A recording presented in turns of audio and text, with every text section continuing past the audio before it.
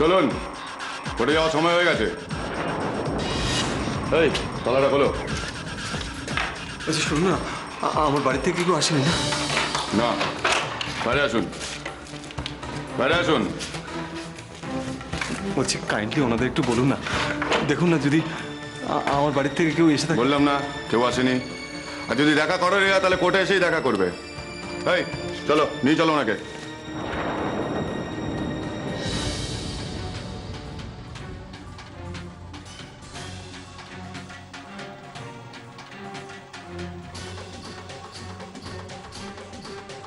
Officer, officer please আর একবার দেখুন না আমার বাড়ি থেকে কেউ এসছে কিনা।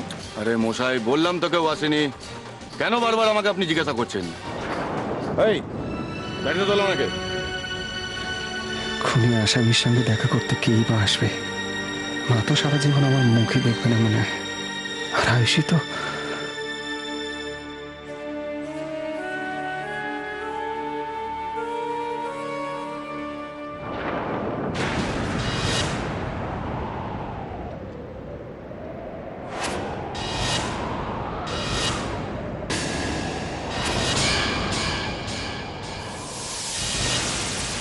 না, রিপোর্টের ফাইলটা কিন্তু খুব ইম্পর্টেন্ট, ওটা মিসিং হলে মুশকিল। ইন্স্যুরেন্স কোম্পানির রিপোর্টে তো অ্যাকচুয়ালি ম্যাম এই রিপোর্টটা ইনকমপ্লিট। আমরা এই স্টেজে দাঁড়িয়ে সেই অনেক দিন আগের অ্যাক্সিডেন্টের ব্যাপারে ড্রাইভারের পার্টিকুলার সেই দিনের কন্ডিশনটা কী ছিল সেটা ফিগার আউট করা বেশ ডিফিকাল্ট।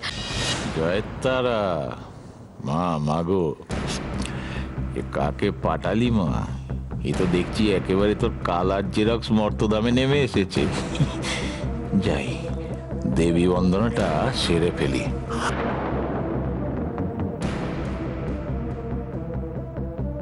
কোর্টের রায় না বেরোনো পর্যন্ত আমাদের ওয়েট করতেই হবে ম্যাম। নমস্কার ম্যাডাম।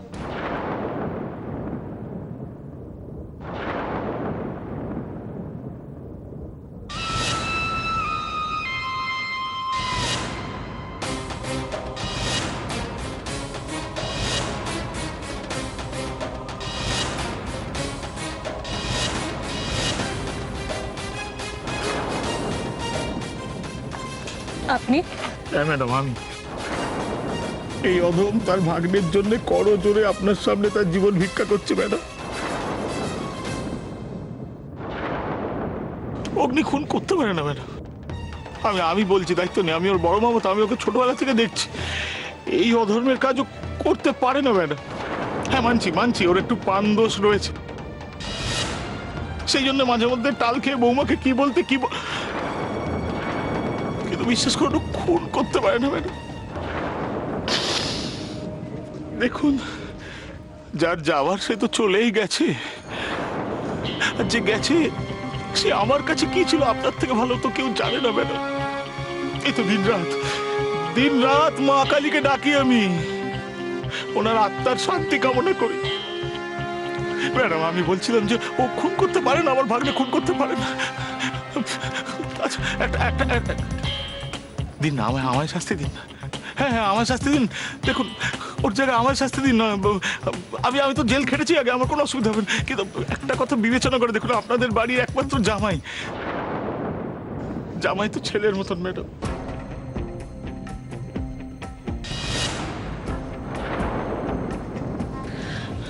আমাদের দেরি হয়ে যাচ্ছে, চলুন। ম্যাডাম একটু বিবেচনা করে দেখবেন, এই অধমের কথাটা একটু ভাববেন ম্যাডাম।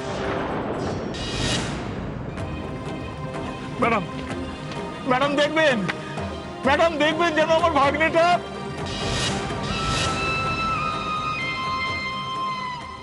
নম অপবিত্র পবিত্র বা সর্বাবস্থান গতঃ পিবা যৎসরি পুণ্ডরীকাক্ষ সবাচ্ছে ইয়ভ্যন্তর শুচি নমো শুচি নমো শুচি নমো শুচি নম মাধব মাধব বাচি মাধব মাধব রিধি শরন্তি সাধব সর্বী।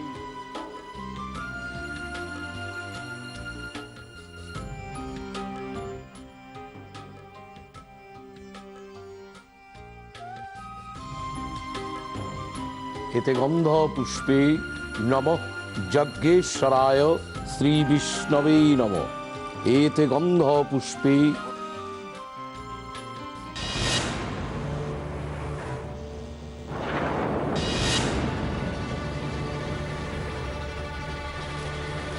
এতে গন্ধ পুষ্পে নমঃ মা গঙ্গায় নমঃ। হ্যাঁ মোহনা বলো। না না, শেষ হয়নি। আয়ুষী এখনো কাজ করছে।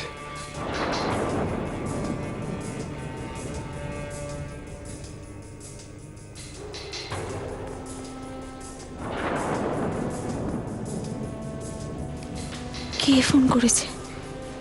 কাকিমণি? অগ্নি কি তাহলে বেল পেয়ে গেছে নাকি?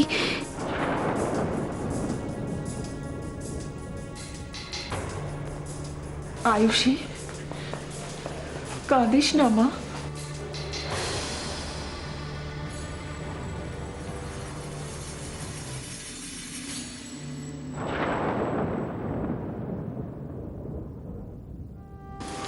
দিদি, অপর্ণা এই সময় থাকলে ভালো হতো। মিকিটা থাকলেও না হয় ওকে সামলাতো। আমি দেখছি অপর্ণা কোথায়। চলো আমিও যাই।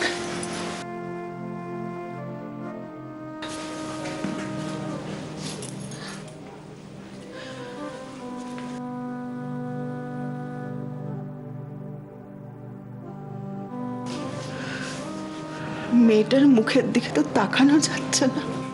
ওকে সামনে আমি নিজেই তো ভালো জানি। জয়ী, অপর্ণাকে ডাকতে মন সায় দেয় না। মেয়েটা বাবার কাজ করছে, একবার নিজের চোখে এসে দেখো। ময়ূরকে কে ফোন করেছিল বলে মনে হয় তোর মোহনা? ওদিকে কোর্টে কি হচ্ছে কে জানে।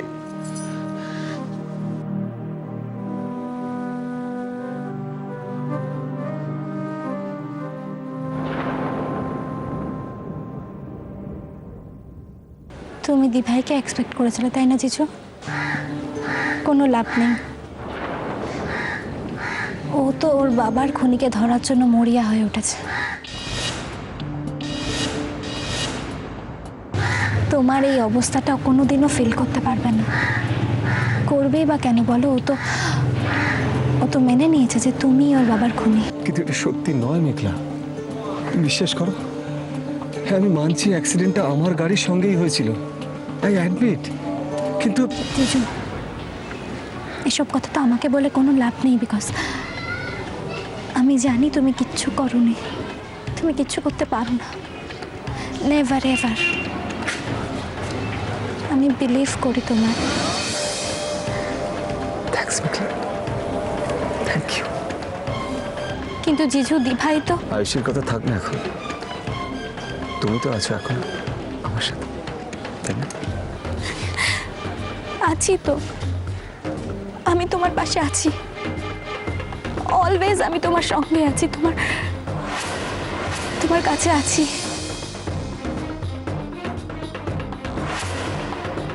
মেঘলাকে তুমি তোমার পাশে পেয়েছো জিজু। তোমার আর চিন্তা কিসের বলো তো? এই সেলে তোমার থাকার জায়গাটা দায়িত্ব নিয়ে পার্মানেন্ট করে দেবে এই মেঘলা দেবরয়।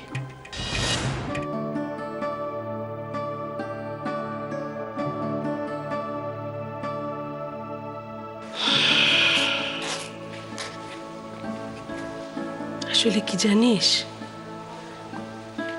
সংসারটাকে যখন দুঃখ, কষ্ট, জ্বালা, যন্ত্রণা একেবারে চারপাশ থেকে ঘিরে ধরে, তখন এই সংসারের মানুষগুলোকে খুব একসঙ্গে থাকতে হয়, একজোট হয়ে। তাহলে নয় কষ্টগুলোকে খুব ভাগ করে নেওয়া যায়, তাই না?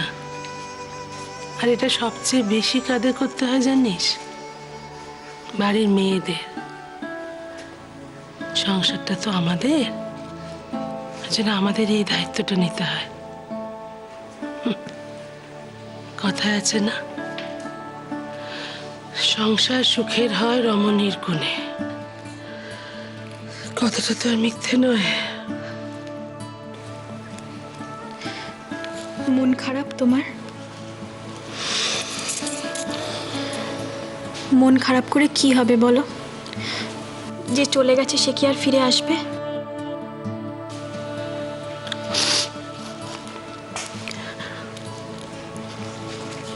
সৈকত এবারে শুধু জামাই ছিল না জানিস,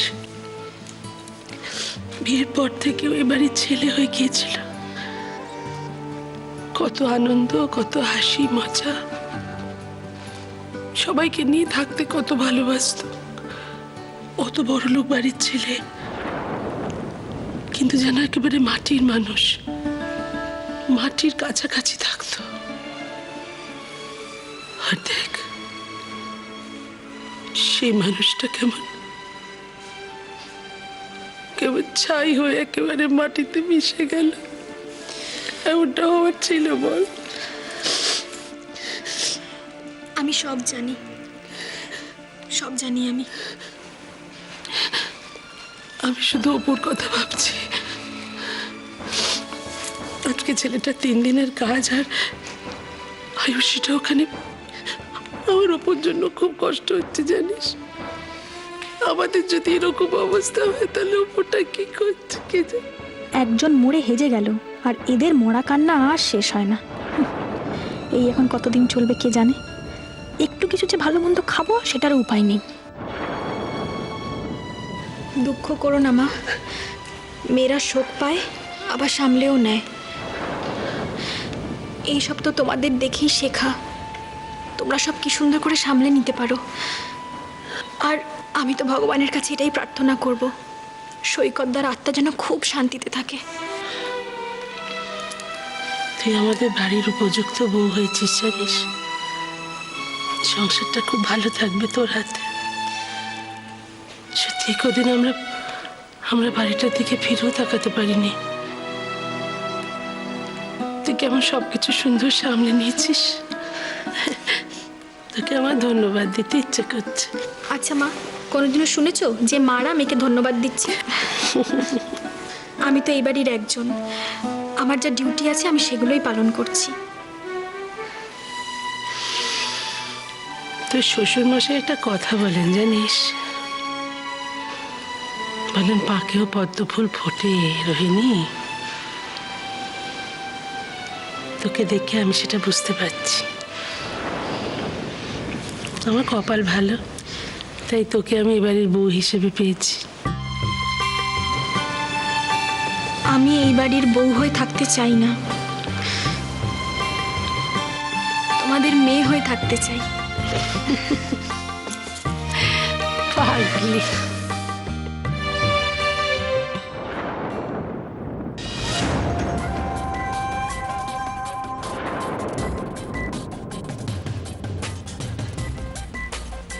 মা,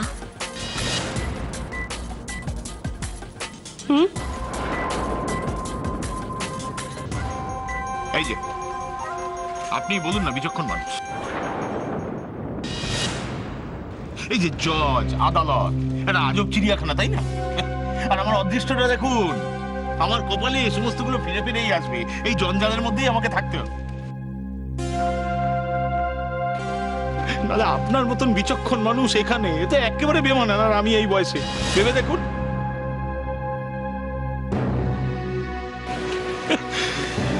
বাবা, দাদা সোনাকে নিয়ে এসছি।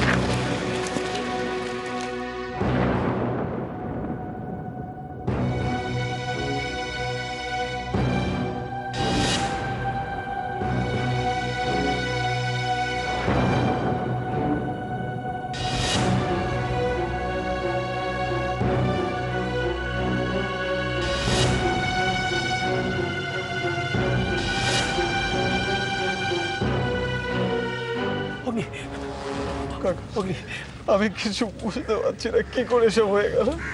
আমি কিচ্ছু বুঝতে পারছি না। তুমি বলো না, আমি খুন করতে পারি? দাদা ভাই স্টেডি, তোকে স্টেডি থাকতে হবে দাদা ভাই। দেখ, আমরা সবাই খুব ভালো করে জানি যে তুই কোনো দোষ করিসনি। হ্যাঁ, তুই এরকম কাজ করতেই পারিস না, আমরা সবাই জানি। আর ঠিক এই বিশ্বাসটাই তোকে কোর্টরুমে থাকা প্রত্যেকটা মানুষের মনে তৈরি করতে হবে। তুই পারবি দাদা ভাই, তোকে পারতে হবে। ভাগ্নে, ভাগ্নে, শনি, ঘোর শনি, পুরো পরিবারের ওপর শনির প্রকোপ পড়ছে। শনি কি করে জানিস তো? হ্যাঁ, আরে রাজা রাজরাকে তুলে ফেলে দেয়। তা আমরা তো চুনোপুটি, তাই না? তবে তুই চিন্তা করিস না ভাগ্নে, আমি তোকে কথা দিচ্ছি, তোর বড় মামু তোকে কথা দিচ্ছে, শহরে তাবর তাবর উকিল এনে তোর পিছনে আমি লাগিয়ে দেবো ভাগ্নে। মোহন আদেব রায় এবার বুঝতে পারবে কার লেজে পা দিয়েছে। তুই কিচ্ছু চিন্তা করিস না। এখন এসব কথা থাক না, ওর মনের অবস্থা ভালো নয়। আজকে হয়তো বেল হয়ে যাবে, আজকে দিনটা যাক, তারপর না আমরা অন্য কিছু ভাববো। অগ্নি,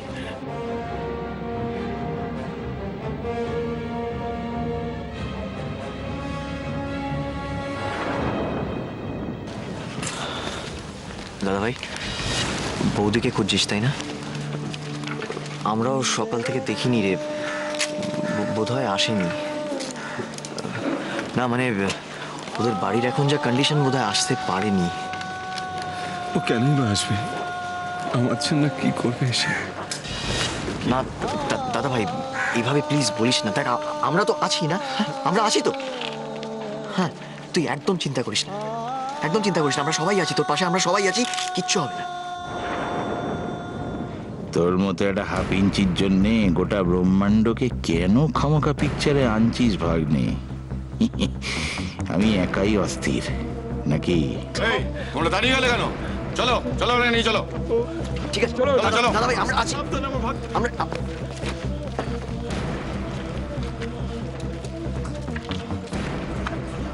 মা গো,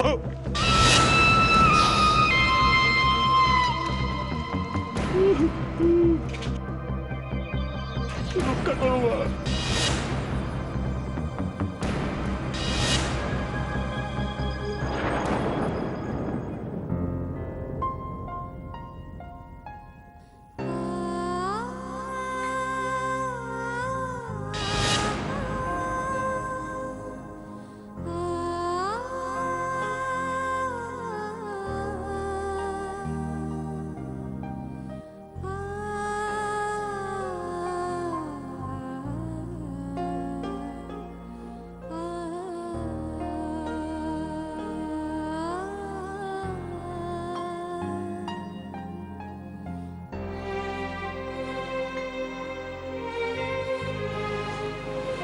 যে অর্ঘ্যই তোমায় দেওয়া হোক সৈকত, সব বৃথা। যতদিন পর্যন্ত না তোমার খুনি শাস্তি পাবে, ততদিন পর্যন্ত তোমার আত্মার শান্তি হবে না। যে তোমার মৃত্যুর জন্য দায়ী, যে তোমায় খুন করেছে, তার শাস্তি হবেই। আমি কথা দিচ্ছি তোমায়, তার চরমতম শাস্তি হবে। নিয়তির হাত থেকে তার রেহাই নেই। যে যন্ত্রণা তুমি পেয়েছো মৃত্যুর সময়, যে কষ্ট সে আমায় দিয়েছে সারা জীবনের মতো আমাকে একা করে দিয়ে, তাকে তো শাস্তি পেতেই হবে। সে কিছুতেই ছাড় পাবে না, কিছুতেই না।